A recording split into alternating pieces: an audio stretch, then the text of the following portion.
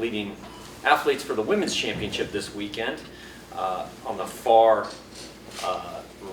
end of this, the far end of the DS here, Jaida Ross of Oregon. In the middle, Parker Valby of Florida, and McKenzie Long of Ole Miss. We'll follow the same Florida as the men. Ask media members to introduce themselves by name and outlet the first time. But we'll start with just an introductory statement, and we'll start with Jaida and then move to McKenzie. Talk about your season up to this point, your excitement, enthusiasm for the competition this weekend. Hi, my name is Jaida. I'm a shot putter for Oregon. This is my 4th year. I'm born and raised in Oregon, so I'm excited that we get my last NCAA outdoor championship here. So I'm super excited. I get to have a lot of family coming in, and the season's been going well for me, so I'm excited to keep building on it. Hi, I'm Parker. I'm from University of Florida. I'm also 4th year. Super excited for my last NCAAs. This is where my first one was, so it's kind of bittersweet, but looking forward to it. Hi, I'm McKenzie Long. This is my last year here at Ole Miss. I am a short sprinter, and this season has been a journey. I lost my mom this indoor season, so I'm really just proud of myself for just making it this far, and I'm just excited what I'm about to do this weekend. So. Please.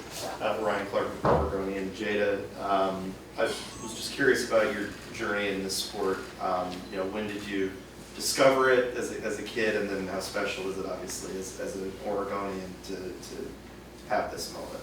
Sure, yeah. I grew up a multi-sport athlete, so played a lot of different sports, and I was on this basketball team in middle school, and my basketball coach was the head coach for high school track, and he just comes up to me one day and he's like, "You should really throw a shot put sometime." And I was like, I have so much on my plate, I don't really want to pick up another sport. And he kept pushing it, and I was like, I'll try it out, and turns out my body's made for that more than basketball and soccer, so I moved to track and field world. Team Gray with Dystat. Jaida, obviously you get to wake up out of your own bed for this week because you don't get to go very far for this. What's the approach this week? Is it the same as it's always been for home meets, or what's different? Maybe there isn't. Yeah, I think similar to the men's approaches, just another day, show up, do the same thing I do every day. I will say the excitement's higher, the anticipation is higher, so I think that's a good thing. I'll get some good nerves going, some good adrenaline that I can use. But for the most part, training stays the same, and my approach to the meet is the same as every other meet. So, yeah. Parker, Hayden Herrera, KBL, team in Eugene. You said you had your first NCAA championships here. When you look back on that, what's the same about your style? What's changed over these last couple of years? I mean, is it when you do look back, is it just like, wow, what a ride it's been? Yeah, it's crazy. I mean, obviously I've come a long way since then, but it was awesome. Like looking back, that was our team won last time we were here, so obviously looking to repeat and just enjoy the journey. Yeah, it's been quite a whirlwind. Another question for Jaida. Do you feel like you're sort of peaking at the right time with obviously the NCAAs and then your goals with the Olympics and everything, just with what happened at the qualifiers and everything for you? How do you feel about that? Yeah, I definitely think it's coming together at the exact right time. Been working with Coach FloTrack, and we've been kind of pushing my peak as late as we can so that we can make it good for this meet, good for trials. So yeah, I think the peak is at the right time. I had my last heavy lift last week, so started my light lifting about a week ago. So the peak is coming, and I'm just really excited for these next 2 meets. For sure. And how has your training and approach evolved over the years at Oregon? I think I've really honed in my focus a little more. I'm better at taking technical throws versus trying to throw far every day. So yeah, especially with Coach Blue, technique is everything with him, and he's super picky and things like that about it, which is a good thing. So kind of learning his technique helped me focus in on not necessarily the distance in practice. It's more about learning and technical and building and things like that. Hey, Owen Murray from the Jaida Lambeau. Jaida, this one's for you. Obviously, track is a pretty individual sport, but what's it like? How important is it to be with your teammates, and what's your relationship like, especially going into a national championship? Yeah, the team is super important to me. I love my throws group. I love the rest of my team and everything. So, and I've been lucky enough to have amazing teammates. I trained with Jaida Van Klinken for a year, and then I have freshman Kobe this year, who's a great thrower. So the atmosphere is amazing, and then also we push each other every day. So I think it's really important to me, and it's going really well. Actually, switching to the FloTrack is for McKenzie. You're the world leader at 200 right now coming into this, and you're doing the 1-2 double. Does that give you any added confidence or anything, or like how are you approaching this double, this big double coming up this weekend? So I'm just taking it one day at a time. I'm not wanting to put too much pressure on myself. Just trust what I've been doing this whole season. It's been paying off, so just go in it and just not put as much pressure on myself as, because it is different. Being a world leader is different. It's a different feel. And just not let it get to my head and just go in it level-headed. And yeah, just execute my race. Anderson, I'm with City Smack. Question for McKenzie as well. Can you talk a little bit about your growth from last year coming into this year? Oh boy. My growth last year, obviously I was running fast times, but it wasn't win legal times. I was learning every single day. I was coming off of a hip surgery as well. So just piggybacking off the hip surgery coming into this season, I learned even more from last year and what worked and what didn't work. And then obviously, I had one of the biggest battles this indoor season, so I really took time to learn myself, if that makes sense. And honestly, that's helped tremendously, like going into each meet every single day. And yeah, just not putting too much on myself and just letting God take whatever, is placed for me. McKenzie, have you ever competed here before at Hayward Field, and just your thoughts on getting to compete here? I was here last year for World Trials. I was battling injury at the end of the season. So I think I have more experience coming into nationals, and obviously being healthy this year is a blessing. So I'm really excited for this week and what I can produce on the track. Parker, Corey, FloTrack, been on a roll the last outdoor season, NCAA's, cross, indoor. Obviously you've set some records. For you though, when you get ready for these races on Thursday and Saturday, what's the mental process for you to make sure that you're locked in? Is it easiness for you? Do you where's your mental state when you start these races? No, it's definitely not easy, but I'm just telling myself it's just running in circles, so I'm just trying to have as much fun as I can and enjoy the process and with my team and coaches, and yeah. Okay, ask Paul.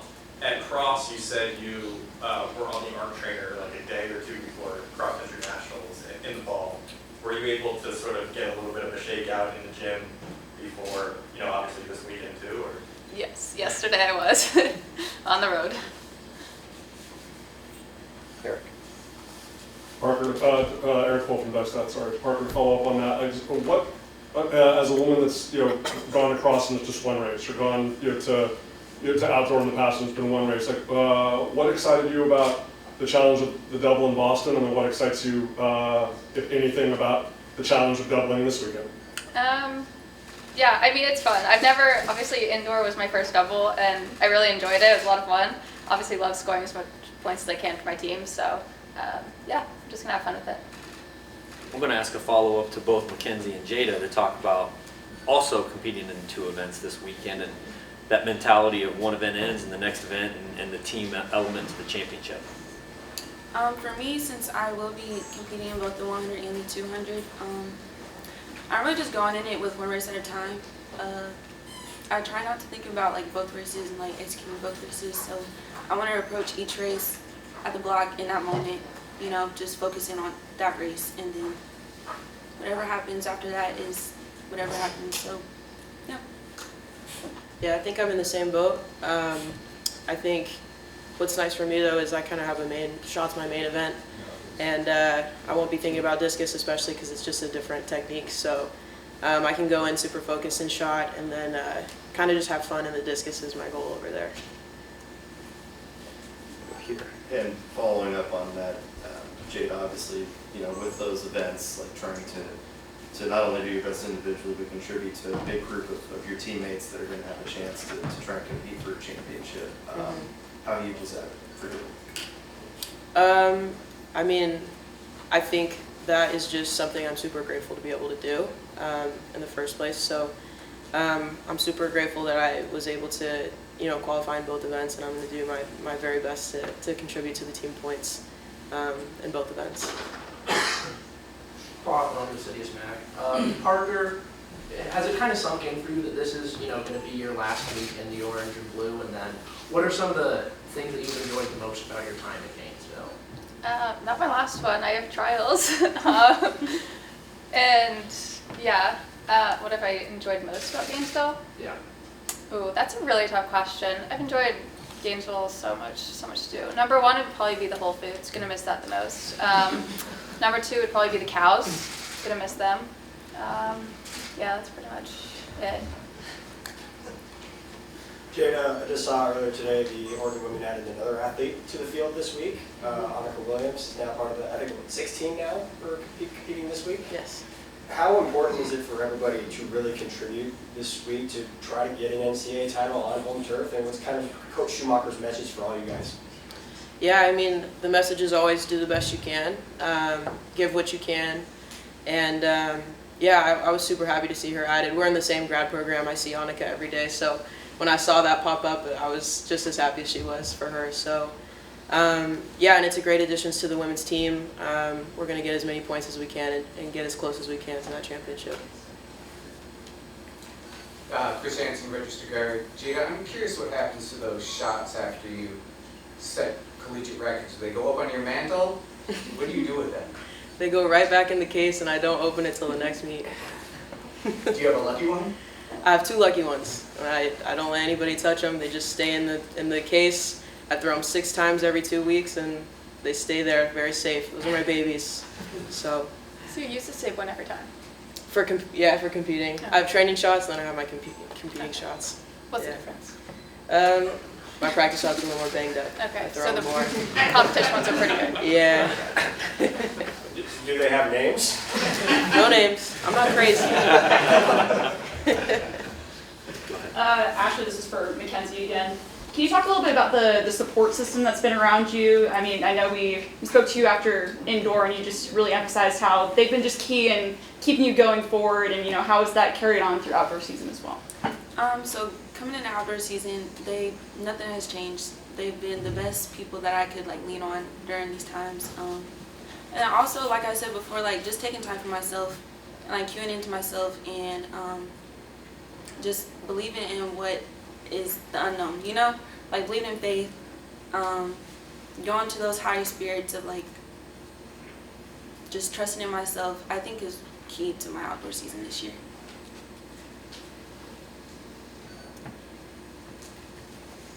Question for Jaida Aronsley from KVAL TV. This is going to be your last meet. I know hopefully the Olympic trials go really, really well for you at Hayward, but this is kind of the big thing that you've been working up towards your college outdoor season. Now that it's finally here, just what would it mean to you to not only take maybe home an individual title, but also Oregon to take home a team title? Yeah, I mean, that would mean the world to me. That's the goal, so it would make me super happy. And on top of that, I have an army of family coming, so to be able to do that in front of them would just be amazing. And yeah, so it would mean a lot to me. Yeah. How many family total do you remember? Man, I think I have 15 people coming on the shot day, and I have 19 coming on the discus day. So I have an army coming. So I'm excited to see everyone. I'll have a very packed house, air mattresses all over the floor. So it'll be great. It'll be great. Were family members athletes as well? Yeah, most of them. Not track athletes, but a lot of different athletes in my family. I guess then what's the town of Medford, what are they feeling right now about this opportunity for you to represent not just Medford, but also the University of Oregon?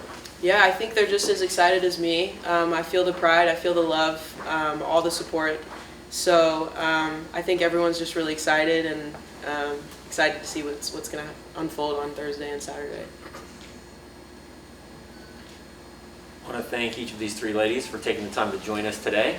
Before we welcome our coaches, we'll ask for the three ladies to stand and pose for a picture before we wrap up.